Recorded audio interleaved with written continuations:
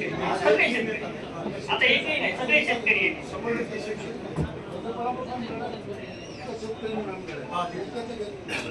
महामार्गाची पालकमंत्र्याला भेटून सगळ्या शक्तीपीठ बाधित शेतकऱ्यांनी पालकमंत्र्याला भेटून विनंती केली आहे की बाबा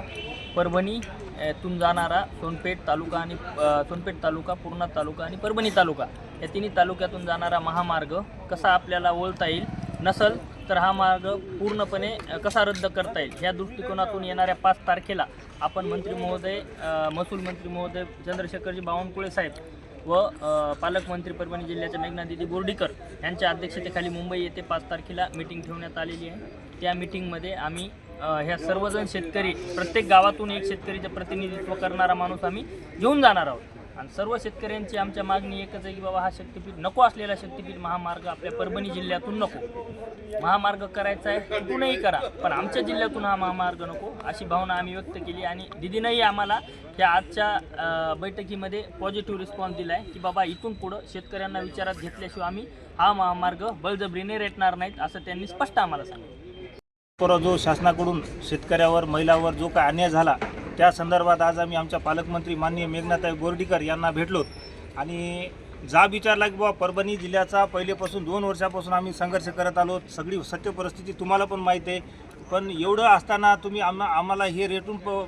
हे प्रकल्प आमच्यावर लादता का हे आम्ही तिथं विचारायसाठी गेलो आणि त्यांना सांगितलं, आम्ही पुन्हा एकदा आज रिमाइंड करून दिलं की परभणी जिल्हा हा एवढा सुपीक आहे, इथं 2-3 नदी आहेत, गोदावरी नदी, पूर्णा नदी आणि खूप मोठाले 2 प्रकल्प आहेत, येलदरीचं पाणी आहे, जायकवाडीचं पाणी आहे, असं असताना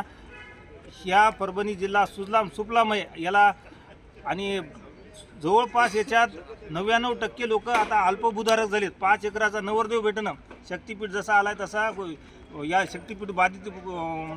शेतकऱ्याच्या मुलाला कोणी पोरी देणं, आज लग्नासारखे विषय आज प्रलंबित झालेत आणि हे सगळं आज आमचं घरानं माननीय मेघनाताई बोर्डीकर यांना आज आम्ही शेतकऱ्यांना हृदयातून कळवळीनं सांगितलं की बाबा आमची एक विनंती राहील की एवढं सगळं चांगला परभणी जिल्हा असताना सगळे शेतकरी आज ज्याचे ते करून खायलेत, आपण आपला संसार करायलेत, जे काही अर्धी भाकर भेटेल ती समाधानानं खालीत, फक्त ही आमची भाकर अशीच राहू द्या म्हणून आज आम्ही त्यांना विनंती केली आणि त्यांनी पण आज असं आश्वासन दिलं आहे येणाऱ्या 5 तारखेला मुंबई ते बावनकुळे साहेब आणि मेघनाताई